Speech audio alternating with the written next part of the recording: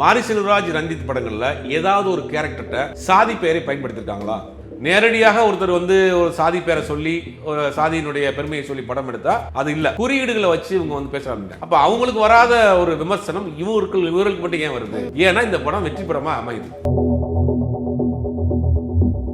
அவங்க நாடு ஒற்றுமையா இருக்கணும், வெள்ளக்காரன் விடுதலை வாங்கணுங்கிறதுக்காக பாடுபட்ட பல சுதந்திர போராட்ட தியாகிகளை சாதி தலைவரா மாத்திட்டாங்க. சுதந்திரம் வாங்கிய நாட்டில் அவர்கள் சிலை கூட சுதந்திரமா இருக்க முடியல, கூட்டுக்குள்ள அடைக்கப்பட்டு காவலுக்கு வச்சிருக்காங்க. எவ்வளவு கேவலம் அது! சாதி பெருமையை தூக்கி தெரியாதீங்க. சாதி உங்களுக்கு அடையாளம் கிடையாது, உங்க திறமை தான் உனக்கு அடையாளம். நீ டாக்டரா உனக்கு அடையாளம், ஒரு இன்ஜினியரா உனக்கு அடையாளம், உன் சாதி உனக்கு அடையாளம் கிடையாது அப்படிங்கறது ஸ்ட்ராங்கா சொல்ற படம் தான் பைசன். ட்ரிபிள் ஆர்னு ஒரு படத்துக்கு ஆஸ்கார் அவார்டு கொடுத்தாங்க. வெள்ளக்காரனுக்கு தெலுங்குல இப்படி ஒரு பாட்டு வந்திருக்குன்னு தெரிஞ்சு அந்த பாட்டை கேட்டு ரசிச்சு மெய்மறந்து உலகத்திலேயே சிறந்த பாட்டு இதுதான் அவார்டு கொடுக்குறானா? இது நம்புற மாதிரியா இருக்கு? ஆஸ்கார் அவார்டுல இருந்து இன்னைக்கு இந்தியாவில் கூடிய உயரிய அவார்டு வரைக்கும் எல்லாமே வாங்கப்படுகிறது, கொடுக்கப்படுகிறது கிடையாது. எஃப்டி சினிமாஸ் எக்ஸ்க்ளூசிவ் வியூவர்ஸ் எல்லாருக்கும் ஒரு பெரிய ஹாய். இன்னைக்கு நம்ம கூட ஜேர்னலிஸ்ட் சுபீர் சார் தான் இருக்காரு, அவர் கூட பேசுவோம். வணக்கம் சார், எப்படி இருக்கீங்க சார்? சார், தமிழ் சினிமாவில் எக்கச்சக்கமான டெக்னாலஜிஸ் எல்லாமே வளர்ந்துருச்சு. 80s 90s பார்த்த அளவுக்கு இப்போ இல்லை, எவ்வளவோ ஸ்டாண்டர்டாக கொண்டு வந்துட்டாலும் இந்த ஒரு விஷயம் மட்டும் எங்கேயோ மாறவே இல்லையோ அப்படின்னு எல்லா மக்கள் மத்தியிலையும் இருக்க ஒரு ஒப்பீனியன் தான் இன்னைக்கு நம்ம பேச போகிற டாபிக், கேஸ்ட்டு. சார், தமிழ் சினிமாவில் வந்துட்டு எவ்வளோ விஷயங்கள் மாறி இருந்தாலும் எங்கேயோ ஒரு இடத்துல கேஸ்ட் வந்து இன்ஃப்ளூயன்ஸ் பண்ணுதோ அப்படின்ற ஒரு கொஷின் எல்லாத்துக்குமே இருக்குது. நீங்கள் எப்படி பார்க்குறீங்க? முதல்ல சினிமாக்குள் இந்த ஜாதி மதம் அப்படிங்கிற ஒரு கட்டுப்பாடுக்குள்ள அடைக்கக்கூடாது. எப்படி நம்ம வந்து ஒரு ஹாலிவுட் படம் பார்க்குறோம், அவர் படம் எடுத்தவருக்கு டேரக்டர்னு தெரியுமா, என்ன ஜாதின்னு தெரியுமா? அப்போ ஒரு ஆர்ட் ஒரு டிராயிங் பார்க்குறோம், அவர் வரைஞ்சவர் என்ன ஜாதின்னு பார்க்குறோமோ அதெல்லாம் கிடையாது. ஆனால் தமிழ் சினிமாவில் மட்டும் இப்போது அந்த சமீப காலமாக படம் எடுத்தவர் என்ன ஜாதி அப்படிங்கிற ஒரு ஒரு பார்வை வந்திருக்கு. இது ரொம்ப ரொம்ப தப்பான பார்வை. ஒரு நல்ல கலையை நீங்கள் அனுபவிக்க முடியாது. நீங்கள் ஒருத்தர் எடுத்தவர் யார் அப்படின்ற அதை பார்த்துட்டு நீங்கள் அதை பார்த்தீங்கன்னா நீங்கள் நல்ல ரசிகனாகவே இருக்க முடியாது. நம்ம ஒரு பாட்டு கேட்குறோம், தெலுங்கு பாட்டு கேட்குறோம், ஹிந்தி பாட்டு கேட்குறோம், இங்கிலீஷ் பாட்டு கேட்குறோம், அப்படிங்கும்போது நம்ம அதை யாருன்னு நமக்கு பிடிச்சிருக்கு கேட்குறோம். ஆனால் நீங்கள் தமிழ் சினிமாவில் சமீப காலமாக எடுத்தவர் யார், அந்த படத்தை டேரக்டர் யார், அதை நடிச்சிருக்க நடிகர் யாருன்னு பார்க்குறப்போ வந்து உங்களுடைய ரசிப்பு தன்மையை குறைஞ்சி போயிடும். நல்ல படைப்புகளை நீங்கள் அனுபவிக்கவே முடியாது. இது ஒரு தப்பான விஷயம். ரெண்டாவது, சாதி அப்படிங்கிற ஒரு விஷயம் தமிழ் சினிமாவில் ரொம்ப காலமாக இருக்குது. பிளாக் அண்ட் ஒயிட் காலங்கள்லேயே கேரக்டருடைய பேர் வாங்க பிள்ளைவாள், வாங்க தேவர், வாங்க செட்டியார்ன்ற மாதிரியான கேரக்டருடைய பேரே வச்சுருப்பாங்க தமிழ் சினிமாவில் பிளாக் அண்ட் ஒயிட் காலங்களில். அதற்கு பிறகு கலர் படங்கள் வர்ற காலங்களையும் அந்த மாதிரி சின்ன கவுண்டர், தேவர் மகன் போன்ற படங்களில் அந்த அடையாளத்தோடையே வைக்க ஆரம்பித்தாங்க. ஆனால் இன்னைக்கு பார்த்தீங்கன்னா அது நேரடியாக யாரும் சொல்கிறதில்ல. நீங்கள் நேரடியாக யார் மேலே வந்து நிற்கிறாங்க அப்படின்னா ரஞ்சித் மேலேயும் மாரி செல்வராஜ் பக்கத்தில் நிற்கிறாங்க. மாரி செல்வராஜ் ரஞ்சித் படங்களில் ஏதாவது ஒரு கேரக்டர்கிட்ட சாதி பெயரை பயன்படுத்தியிருக்காங்களா அப்படின்னு இல்லவே இல்லை. நீங்கள் ஒரு கேரக்டர் வந்து இந்த சாதி சோன் ராஜா, இவர் சோன் நாடார் செட்டியார் தேவர் அப்படின்னு பயன்படுத்திருக்காங்களா? எதுவுமே கிடையாது. அவங்க பார்த்த ஒரு கலைஞன் வந்து முதலில் அவன் தாய்மொழியில் தான் சிந்திக்க முடியும். இப்போ நீங்கள் எந்த சூழ்நிலையில் வாழ்கிறீங்களோ அந்த சூழ்நிலையை ஒட்டி தான் அவங்களுடைய கற்பனை வரும். அதுலேருந்து தான் உங்களுக்கு ஒரு கதை பிறக்கும். ஒரு கற்பனைங்கிறது வந்து நீங்கள் வந்து உங்களை மீறி நடக்கிறது இல்லை. உங்களை இங்கே பார்த்த விஷயங்கள், நீங்கள் படித்த விஷயங்கள், அதுதான் உங்களுக்கு இன்ஸ்பயர் ஆகி உள்ளே போய் அது வந்து ஒரு ஆர்ட்டாக வெளியில் வரும். அப்போ மாரி செல்வராஜ் ரஞ்சித் போன்றவர்கள் தன்னுடைய வாழ்வியல் நடந்தக்கூடிய சம்பவங்களை அதை வந்து ஒரு படமாக பண்ணுறாங்க. அப்போ அதுலேயும் ரொம்ப என்ன பண்ணுறாங்கன்னா ரொம்ப நுணுக்கமாக அதில் ஏதாவது ஒரு சாதி அடையாளம் வந்துடக்கூடாது அப்படிங்கிறது அந்த பேரை கூட தவிர்த்து தான் பண்ணுறாங்க. இப்போ சின்ன கவுண்டர் படம் எடுத்துட்டிங்கன்னா சின்ன கவுண்டர் படத்தினுடைய முதல் காட்சியில் ஒரு எல்லாரும் வண்டி கட்டிக்கிட்டு போவாங்க ஒரு மாட்டு வண்டியில். அப்போ பார்க்குறப்ப ஒரு ஜட்ஜு போவார். ஜட்ஜு பார்ப்பார், எல்லாரும் எங்கே போகிறீங்க அப்படின்னா இல்லை இன்றைக்கி வந்து ஒரு முக்கியமான தீர்ப்பு சொல்ல போகிறார் சின்ன கவுண்டர்னு. ஜட்ஜு வண்டி நின்றுடும், ரிப்பேர் ஆயிரும். ஜட்ஜு அந்த தீர்ப்பை நின்று கேட்டுன்னொன்னே சின்ன கவுண்டராக விஜயகாந்த் வந்து அந்த இடத்துல தீர்ப்பு சொல்லிட்டு போயிடுவார். பார்த்தீங்கன்னா வந்து ஒரு பஞ்சாயத்து வரும், இந்த கோயிலுக்கு அந்த இடத்த வந்து குஸ்தி வாத்தியார் எழுதி வைக்கல அப்படிம்பாரு. உடனே விஜயகாந்த் சொல்லுவார், அவர் வந்து குஸ்தி வாத்தியார் இல்லை, அவர் வந்து பள்ளிக்கூட வாத்தியார் இல்லை, அவர் குஸ்தி வாத்தியார், அவருக்கு எழுத படிக்க தெரியாது, இந்த டாக்குமெண்ட்டு ஃபெயிலு, நீங்கள் வந்து கேன்சல் அப்படின்னு சொல்லிடுவார். தீர்ப்பை மாற்றி சொல்லிடுவார். மாற்றி சொன்னோடனே ஜட்ஜி பார்ப்பார், இந்த வழக்கு கோர்ட்டுக்கு வந்துச்சுன்னா பல வருஷம் ஆகுமையா, 10 நிமிஷத்தில் தீர்ப்பு சொல்லிட்டாரே, வெரி கிரேட் அப்படின்ட்டு போயிடுவார். இப்போ அந்த ஒரு கேரக்டரை வந்து சின்ன கவுண்டர், ஒரு நேர்மையாளர், ஒரு பஞ்சாயத்தில் தீர்ப்பு சொல்கிறது வல்லவர் அப்படின்னு ஒரு கேரக்டர் வச்சுருக்காங்க. அது யாரும் பார்த்தோம், ரசித்தோம், கொண்டாடணும், முடிஞ்சு போச்சு. உண்மையிலே அந்த படத்தினுடைய டேரக்டருக்கு அப்படி ஒரு நபரை அங்கே பார்த்துருக்கலாம். ஏன்னா ஒரு 50-100 வருஷத்துக்கு முன்னாடிலாம் பெருசாக கோர்ட்டுக்கு போக மாட்டாங்க, போலீஸ் அந்த லோக்கல் பஞ்சாயத்துலேயே முடிச்சுக்கிடுவாங்க. அப்படி ஒரு கேரக்டரை சின்ன கவுண்டர் மாதிரியான ஒரு கவுண்டர் கேரக்டரை அவர் இன்ஸ்பயர் ஆகி அந்த காட்சியை வச்சிருக்காரு. அதில் வந்து எந்த விதமான ஆட்சேபனையோ எந்த விதமான எதிர்ப்பு வரல. தேவர் மகன் படங்களில் அந்த சாதி பெருமையை பேசுகிற மாதிரியான காட்சிகளே இருந்தது. அது கதையோடு ஒட்டிப்போம். அவங்க என்ன சொல்கிறாங்கன்னா அது ரெண்டு ஒரே சமூகத்துக்குள்ள நடக்கக்கூடிய பிரச்சனையாக இருக்குது, இங்கே வேறு ஒரு சமூகத்துக்குள்ள நடக்கக்கூடிய பிரச்சனையாக காட்டுறாங்கன்றாங்க. ஆனால் அது நேரடியாக அந்த பேரையே பயன்படுத்துகிறாங்க.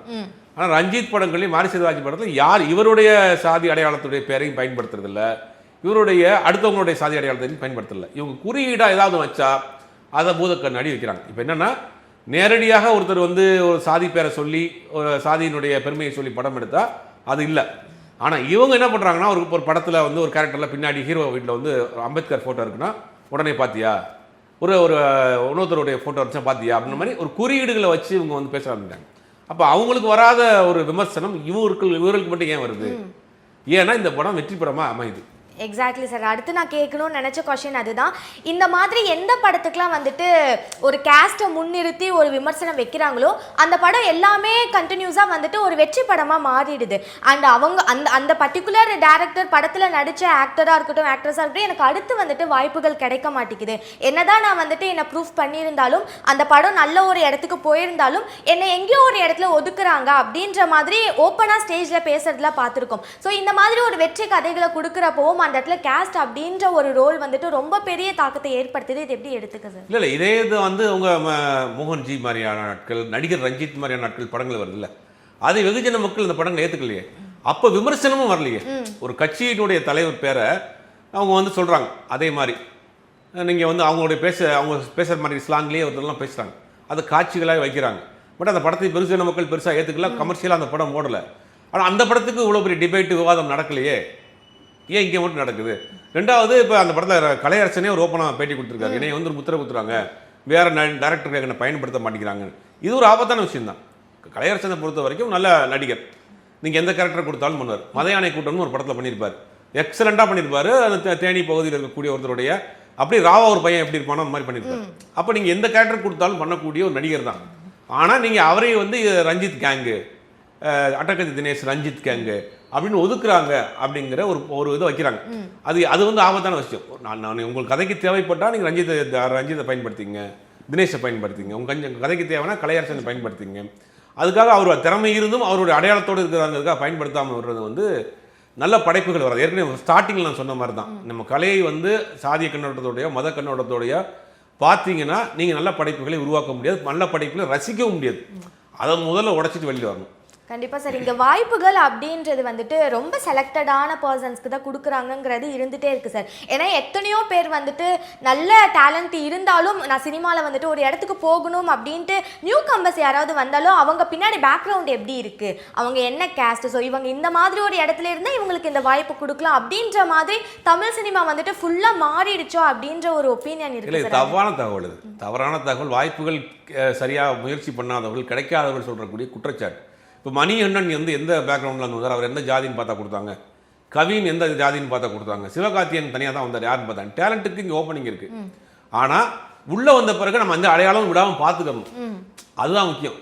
இப்போ அதனால் வந்து நீங்கள் உள்ளே வர்றதுக்கே நம்ம வந்து ஒரு அடையாளத்தோடு தான் வரணும், நம்ம இந்த சாதி இந்த மதம்னா உள்ள அப்படிலாம் கிடையாது. இன்றைக்கி எத்தனையோ டேலண்ட், புது டேலண்ட் வர்றாங்க, அவங்களாம் யார் என்ன கம்யூனிட்டினே தெரியாது. அப்போ இது வந்து வாய்ப்புகள் கிடைக்காதவர்கள் சொல்கிற ஒரு குற்றச்சாட்டு தான். இதை நம்ம முழுவதுமாக ஏற்றுக்கிற முடியாதுல்ல சார். 80s 90sலையும் வந்துட்டு கேஸ்ட் பேஸ்டான மூவிஸ் எக்கச்சக்கமாக வந்திருக்கு. ஆனால் அப்போல்லாம் என்ன இருக்குன்னா மூவி அப்படின்னாலும் அது ஏதாவது ஒரு கற்பனை கதையாக இருக்கும், இல்லை ஏதாவது ஒரு புத்தகங்கள் நழுவன கதைகளாக இருக்கும், அது அப்படியே போயிடும். இப்போ இருக்க மூவிஸ்லாம் வரதெல்லாம் எல்லாரும் மக்கள் என்ன பர்சனலாக எடுத்துக்கிறாங்களோ, அந்த மூவியை பார்த்து இன்ஃப்ளூயன்ஸ் ஆகி பர்சனல் லைஃப்பில் சில விஷயங்கள்லாம் மாற்றிக்கிறாங்களோ அப்படின்ற கருத்து இங்கே பொதுவாக இருக்குது சார். அந்த மாதிரி இப்போ இன்ஃப்ளூயன்ஸ் ஆகிறாங்க அப்படின்னா இந்த கேஸ்ட் அப்படின்ற ஒரு விஷயம் எந்த அளவுக்கு மக்கள் மத்தியில் பாதிப்பு இல்லை? இன்னைக்கு ஒரு அரசியல் இருக்குது பின்னாடி, சாதியை வைத்து அரசியல் செய்யக்கூடிய ஒரு கூட்டம் இருக்குது. சமீப காலமாக வந்து ஒரு 10 வருஷமாக தமிழ்நாட்டை பொறுத்த வரைக்கும் சாதி ரீதியாக ஒரு பிரிவை உண்டு பண்ணணும்னு ஒரு பெரிய அரசியல் ரீதியாக வேலை செய்கிறாங்க. அது ஓப்பனாக யார் பண்ணுறாங்கிறது தெரியும். அவர்களுக்கு இங்கே மதத்தை வைத்து அரசியல் பண்ண முடியல, சாதியை பிரித்து விட்டு தமிழரை ஒன்றாக்காமல் ஒரு அரசியல் பண்ணணும்னு பார்க்குறோம். சமீப காலமாக ஒரு 10 வருஷத்தை பார்த்தீங்கன்னா நிறைய சாதி தலைவர்கள் உருவாகிட்டாங்க. பார்த்தீங்கன்னா ஒரு சின்ன சமூகமாக இருக்கக்கூடிய ஆட்கள் கூட ஒரு தலைவராக உருவாகி அவருக்கு பின்னாடி ஒரு 10 கார் போடுறது, ரீல்ஸ் போடுறது, வீடியோ போடுறது, அவர் ஹை ஸ்பீடில் பாட்டு போடுறது அப்படிங்கிற மாதிரி அவர் பண்ணுறாங்க. இதில் இன்னொரு பெரிய கொடுமை என்னென்னா, சுதந்திரத்திற்காக பாடுபட்ட பல சுதந்திர போராட்ட தியாகிகள் வந்து சாதிய அடையாளத்துக்குள்ளே அடைச்சிட்டாங்க. அதான் பெரிய கொடுமை. ஆமாம் சார். வெள்ளைக்காரன் அந்த நாட்டை ஆண்டு கொண்டிருக்கப்ப அவனை எதிர்த்து சுதந்திரமாக போராடிய தலைவர்கள் சுதந்திரம் வாங்கின பிறகு கூட்டுக்குள்ளே அடைக்கப்பட்டு காவலுக்கு வச்சுருக்காங்க. எவ்வளோ கேவலம் அது. அவங்க நாடு ஒற்றுமையாக இருக்கணும், வெள்ளைக்காரன் விடுதலை வாங்கினதுக்காக பாடுபட்ட பல சுதந்திர போராட்ட தியாகிகளை சாதி தலைவராக மாற்றிட்டாங்க. சாதி தலைவரை மாற்றி அந்த அந்த தலைவர்களுடைய சிலைக்கு கூண்டு போட்டு அதுக்கு போலீஸ் பாதுகாப்பு போட்டிருக்காங்க. இது எவ்வளோ கேவலம் அது.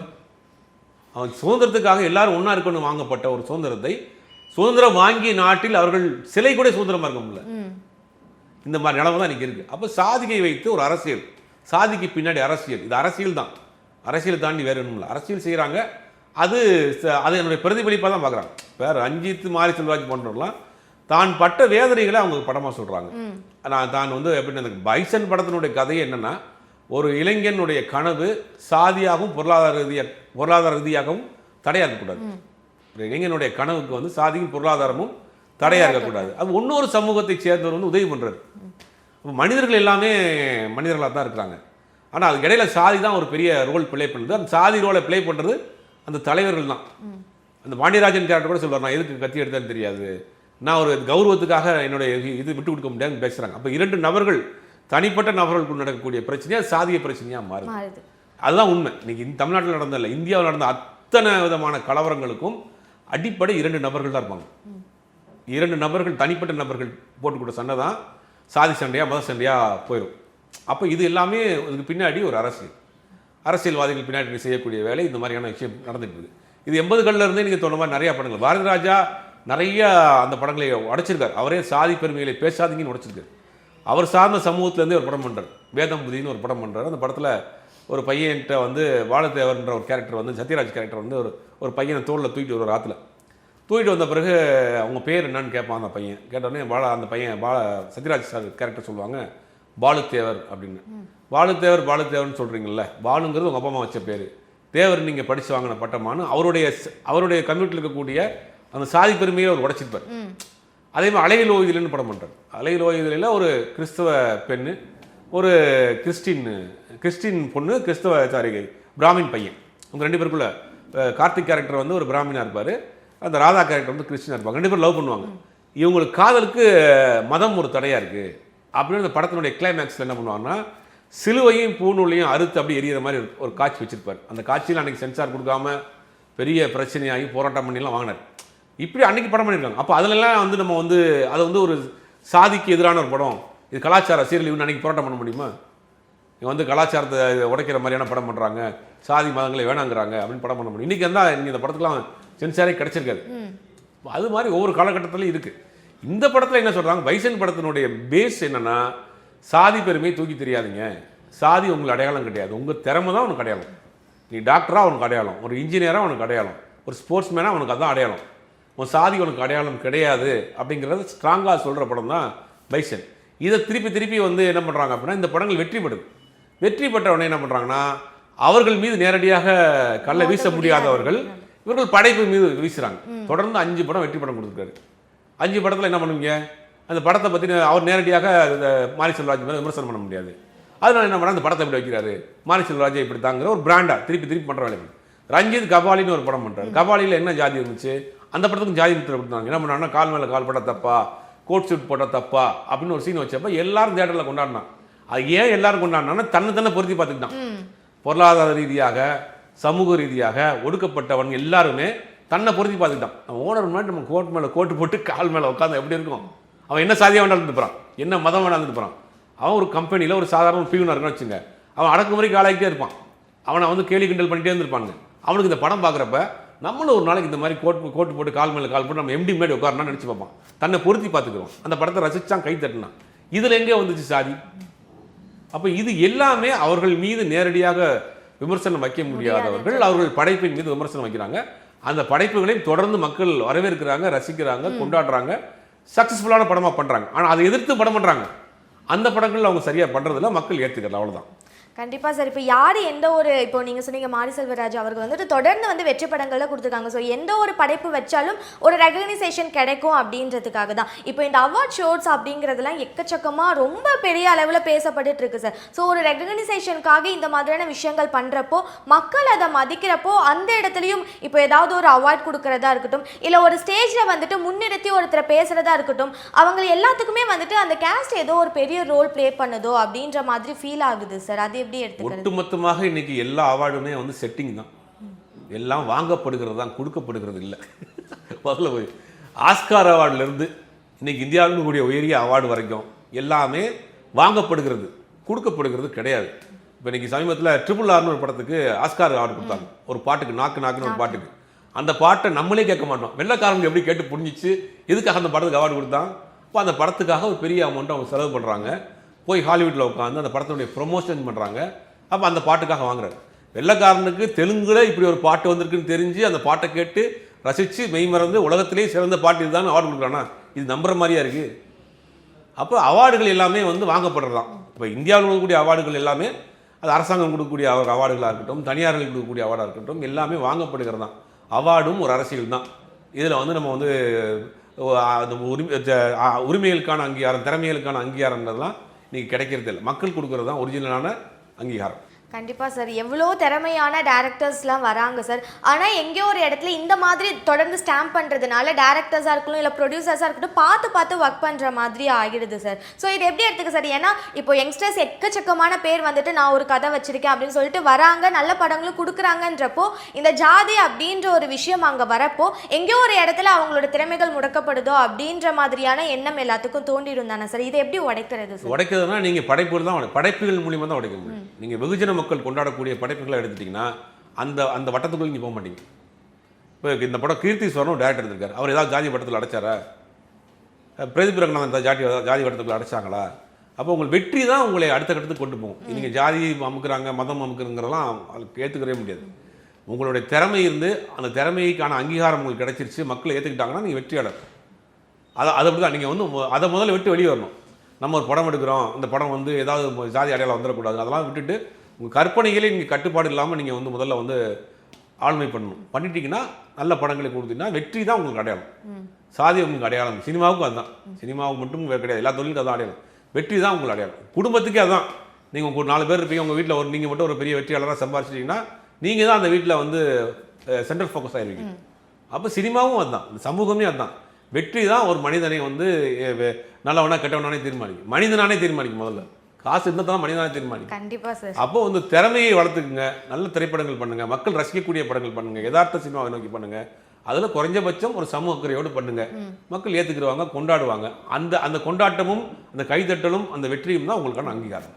கண்டிப்பாக சார். சார் இப்போது சினிமா வந்துட்டு எக்கச்சக்கமாக வளர்ந்துட்டே போகுது, அதோடு சேர்ந்து இந்த பிரச்சனைகளும் நீங்களே சொன்னீங்க ரீசன்ட் டைம்ஸில் ஜாதியை வச்சு நடக்கிற பிரச்சனைகள் ரொம்ப அதிகமாக இருக்குது அப்படின்னு.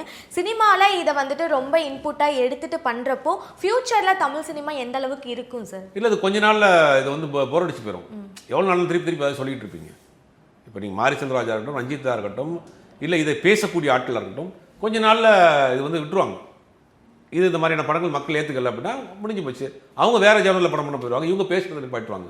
காலம் இதெல்லாம் தள்ளிட்டு போயிடும், அவ்வளோதான். ஒரு காலத்தில் கலாச்சார சீரழிவு, படம் பார்த்து கொலை பண்ணிட்டான், படம் பார்த்துட்டு காதலிக்கிறான், படம் பார்த்து தற்கொலை பண்ணிட்டாங்கிற மாதிரியான ஒரு காலம் போச்சு. இன்றைக்கி சாதியை வச்சு பேசிகிட்டு இருக்காங்க. ஒரு சீசன் தான். ஒரு காலத்தில் பார்த்தீங்கன்னா 96 உள்ள தலிதா வந்த பிறகு காமெடி படமாக வந்துச்சு ஒரு சீசனில்.